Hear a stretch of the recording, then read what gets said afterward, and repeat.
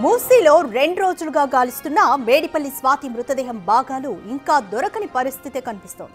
మేడిపల్లి స్వాతి హత్య కేసులో రిమాండ్ రిపోర్టులో కీలక అంశాలు ప్రస్తావించారు.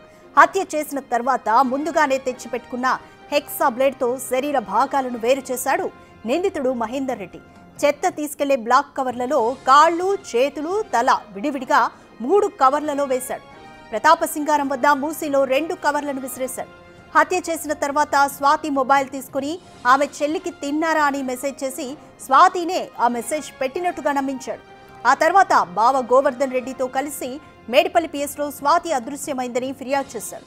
పోలీసుల ప్రశ్నలకు భయపడి తానే హత్య చేశానని మహేందర్ రెడ్డి ఒప్పుకున్నాడు. శరీర భాగాలు ఎక్కడ పారేశావో చూపించాలని పోలీసులు అడగడంతో ఇంటికి వెళ్లి చూపించాడు. ఇంట్లో మొండెం మాత్రమే లభ్యం కావడంతో మిగిలిన భాగాల కోసం మూసీలో ఇంకా గాలిస్తున్నారు.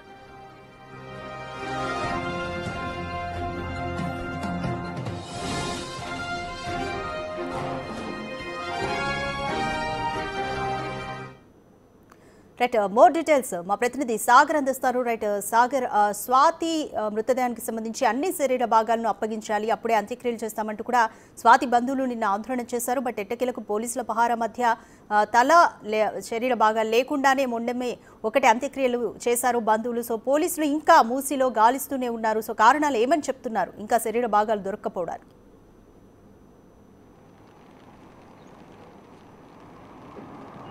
మేడిపల్లి హత్య కేసులో స్వాతి మహేందర్ రెడ్డి అత్యంత కీలకంగా భార్య స్వాతిని హత్య చేయడం, ఇదంతా మహేందర్ రెడ్డి రిమాండ్ రిపోర్ట్లో మరికొన్ని కీలక అంశాలు, సంచలన విషయాలు కూడా వెలుగులోకి వస్తున్నాయి. ముందుగానే స్వాతిని హతమార్చాలని ప్లాన్ ప్రకారమే యాక్సా బ్లేడ్ తెచ్చుకున్నాడు. ఆమెని హత్య చేసిన అనంతరం కూడా తల, కాళ్ళు, చేతులను వేరు చేస్తాడు.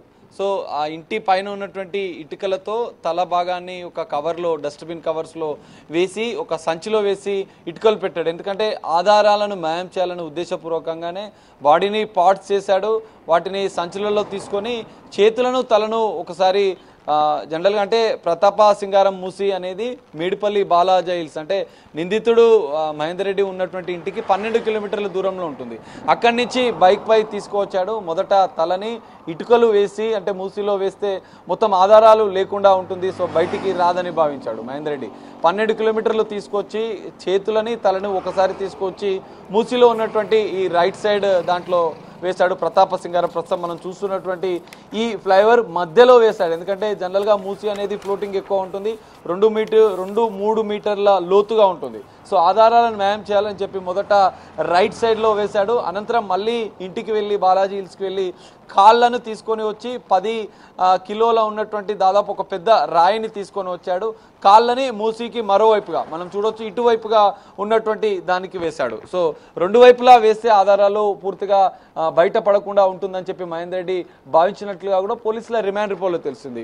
సో ఇటువైపు మరోసారి 12 కిలోమీటర్లు వెళ్ళి మళ్ళీ ప్రతాపసింగారం వద్ద ఉన్నటువంటి మూసీకి తిరిగి వచ్చి ఒక బండరాయిని కాళ్ళు బస్తాలో వేసి, యూరియా బస్తాలో వేసి కట్టి ఇందులో వేసినట్లుగా కూడా రిమాండ్ రిపోర్ట్లో తెలుస్తుంది. అనంతరం తిరిగి వెళ్తూ ఒక పాన్ షాప్ వద్ద ఆగి మహేందర్ రెడ్డి తన చెల్లి చంద్రకళకి, నాగోల్ పరిసర ప్రాంతాల్లో ఉండి వాళ్ళ చెల్లి చంద్రకళకి ఫోన్ చేశాడు. స్వాతితోని గొడవ అయింది, ఇంట్లో నుంచి వెళ్ళిపోయిందని చెప్పి నమ్మించే ప్రయత్నం చేశాడు. కానీ 5 నెలల గర్భవతి కావడంతో కొంత అనుమానం వచ్చినటువంటి చెల్లి మహేందర్ రెడ్డి సోదరి వెంటనే బావ గోవర్ధన్ రెడ్డిని పంపించింది. గోవర్ధన్ రెడ్డి వచ్చేసరికి కొంత అనుమానాస్పదంగా మహేందర్ రెడ్డి ప్రవర్తన కనిపించింది. నిలదీసినా కూడా తాను స్వాతి మిస్ అయింది, వెంటనే పోలీసులకు కంప్లైంట్ చేద్దామని చెప్పి గోవర్ధన్ రెడ్డితో కలిసి ఉప్పల్ పిఎస్కి వెళ్ళాడు. ఉప్పల్ పోలీసులు తమ పరిధి కాదనడంతో మేడిపల్లికి వచ్చాడు. అయితే కంప్లైంట్ తీసుకుంటున్న సందర్భంలో మహేందర్ రెడ్డి కొన్ని వివరాలు పోలీసులు అడుగుతున్న సందర్భంలో పొంతలేని సమాధానాలు చెప్పడంతో అసలు విషయం బయటకు వచ్చింది, హత్య ఉదంతం బయటకు వచ్చింది. ఇంటికి వెళ్ళి చూడగా ఓన్లీ బాడీ బొండే మాత్రమే కనిపించింది. స్వాతికి షాక్ అయినటువంటి పోలీసులు మూర్తి భాగాలు ఏదైతే బాడీకి సంబంధించిన మిగతా పార్ట్స్ ఎక్కడ వేసావని నిలదీయడంతో మూసి ప్రతాపసింగారం దాంట్లో వేసినట్లు కూడా వెల్లడించారు. దీంతో ఈ ఉదంతం అంతా కూడా బయటకు వచ్చింది. సో పోలీసులు తమదైన శైలిలో దర్యాప్తు చేయడంతో ఈ అంశాలన్నీ కూడా వెలుగులోకి వచ్చాయి.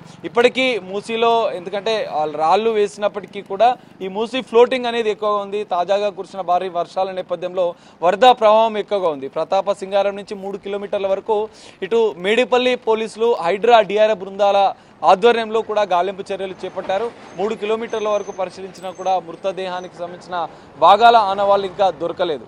సో దీనికి సంబంధించినటువంటి ఇంకా గాలింపు చర్యలు కొనసాగుతున్నట్లుగా కూడా తెలుస్తుంది. 2 రోజులు గడిచినా కూడా ఇంకా ఎలాంటి ఆనవాళ్ళు దొరకలేదు. నిన్న కుటుంబ సభ్యులు కొంత ఉద్రిక్తతల మధ్యనే కామారెడ్డిగూడలో ఉన్నటువంటి తమ గ్రామంలో మొండానికి స్వాతికి సంబంధించిన ఓన్లీ మిగిలిన గాంధీ మార్చురి నుంచి తీసుకువెళ్లి అంత్యక్రియలు అయితే పూర్తి చేశారు. సో ఊర్లో కొంత ఉద్రిక్తత పరిస్థితి అయితే ఇంకా నెలకొన్న పరిస్థితి. మేడిపల్లి పోలీసులు కొంత లీగల్ ఒపీనియన్ తీసుకొని ఈ కేసులో ముందుకు వెళ్లాలని చెప్పి భావిస్తున్నారు. ఇంకా ఎలాంటి ఆనవాళ్లు దొరకకపోవడంతో మరి డిఆర్ఏ బృందాలు పోలీసులు నెక్స్ట్ ఎలాంటి చర్యలు తీసుకోవాలని చెప్పి కూడా ఉన్నతాధికారుల సలహాలు తీసుకుంటున్నట్లుగా కూడా తెలుస్తోంది. Radhika. Right, thank you Sagar. Swathi శరీర భాగాల కోసం మూసీలో 2 రోజులుగా కూడా పోలీసులు గాలిస్తున్నా కూడా ఇంకా దొరకని పరిస్థితి అయితే కనిపిస్తుంది. సో ఏం చేయాలన్న దానిపైన ఉన్నతాధికారుల సలహాలు కూడా